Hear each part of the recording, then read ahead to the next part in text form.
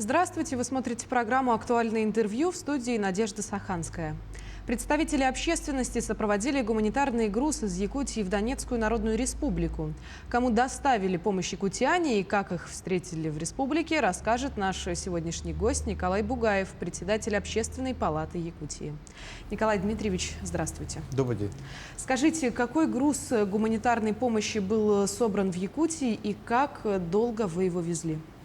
Ну, мы начали собирать гуманитарные грузы еще с 20 февраля, когда вот была объявлена эвакуация из ДНР и ЛНР.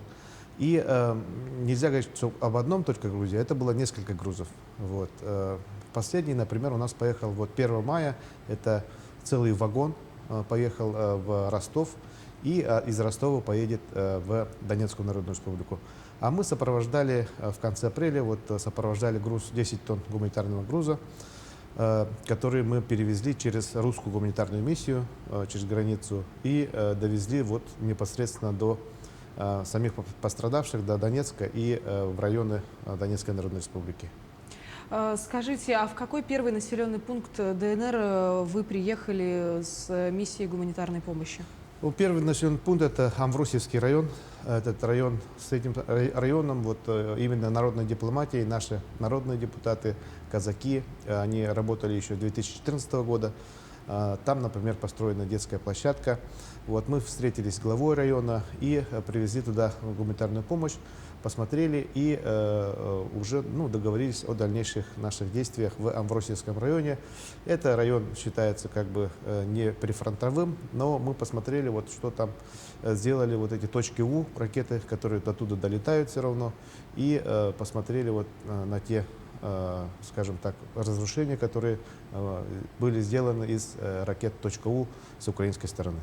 Ну, получается, что жители Донецкой Народной Республики достаточно тепло встретили делегатов из Якутии. Да, это была не первая поездка из Якутии, и поэтому они уже знают, и уже есть те направления, по которым надо там вместе работать. У них, например, 78% мужчин, они призваны на фронт, и не хватает рабочих рук. Это посевную они кое-как провели. Сейчас будут, например, были в крестьянском хозяйстве, где призвали, маленькое такое крестьянское хозяйство, где призвали 6 мужчин, 6 оставили работников, и 4 из них комбайнеры. То есть сейчас непонятно, как они будут убирать этот урожай. Поэтому не хватает рабочих рук, не хватает техников, очень много там проблем, которые выходят даже в тех районах, где они не расположены прямо к фронту. Николай Дмитриевич, вы сами говорите о том, что там есть и следы ракет, и мужское население призывают. Какие же меры предосторожности нужно соблюдать? Мы были в самом Донецке, в Амвросиевском районе, и выезжали в город Волноваху, которая была освобождена от украинских сил. И там непосредственно шли бои. Там, конечно, город очень сильно разрушен, и применяли и средства залпового огня, украинская сторона. Там как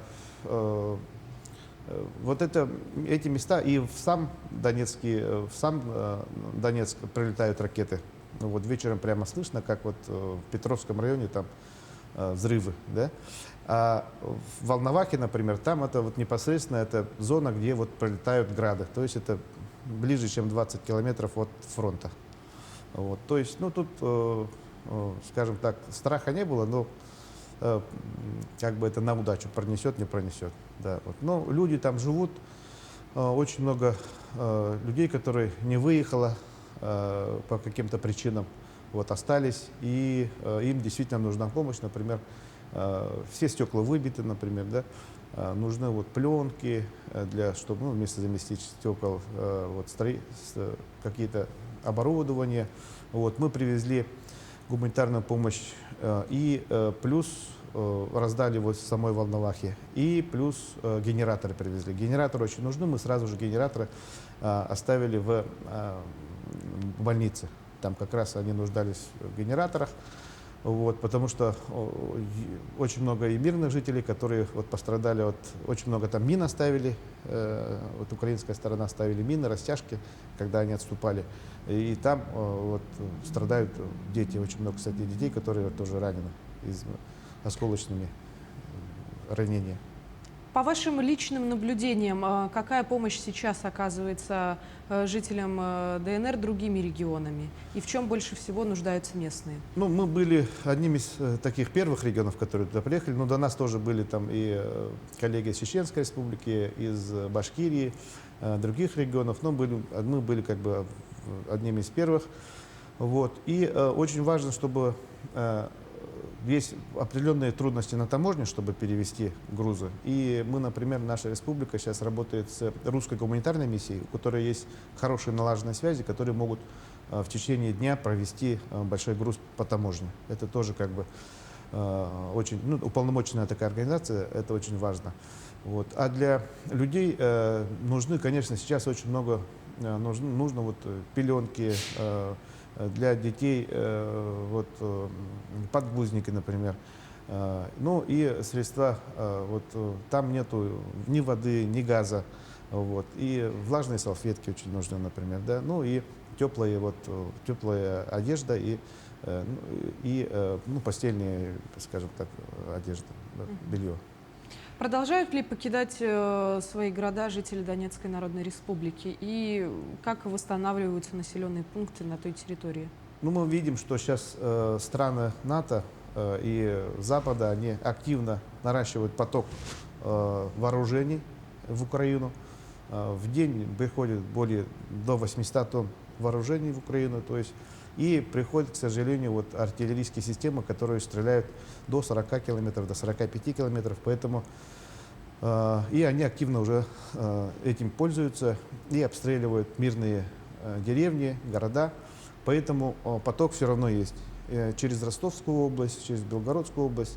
И вот в нашей республике тоже сейчас находятся у нас и беженцы из ДНР и ЛНР.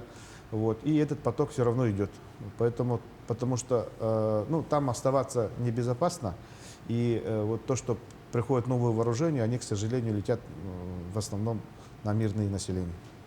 В самом начале нашей с вами беседы вы сказали, что Якутия уже не первый раз отправляет грузы с гуманитарной помощью в ДНР. Скажите, а вот примерно в килограммах, вагонах объемы помощи можно ли рассчитать? Ну вот последний вагон у нас поехал 1 мая, это было 68 тонн. До этого, значит, надо сказать большое спасибо авиакомпании «Якутия», которая по 1,5 тонны, она вот несколько раз отправляла вот ту гуманитарную помощь, которую мы здесь собираем, туда. И непосредственно еще на те деньги, которые мы собрали от населения для Российского Красного Креста, легче закупать оборудование, ну, и помощь в самой Москве или в Ростовской области. Такое тоже практиковалось. И, то есть, например, вот 10 тонн, которые мы отвезли, они были закуплены в Москве. Вот там, ну, выходит, то есть, дешевле закупать то, что есть в Москве или в самой непосредственно Ростовской области. Поэтому здесь речь идет, можно сказать, о десятках тонн. Вот. Но сейчас уже надо будет как бы восстанавливать, нужны сейчас уже стройматериалы, это уже будет непосредственно, я думаю, закупаться в ближайших от ДНР областях и краях. Благодарю вас, Николай Дмитриевич, за актуальную беседу. Как знать, возможно, после просмотра этого интервью многие сделают для себя необходимые выводы. Спасибо. И хотел бы сказать большое спасибо всем тем, кто откликнулся, кто помог. И вот наш штаб работает, и всех тоже призываю помочь тем людям, которые остались без крова, без средств существования, потому что мы должны все сплотиться и помочь друг другу. Ну а я напомню, вы смотрели программу «Актуальное интервью». Берегите себя. До встречи.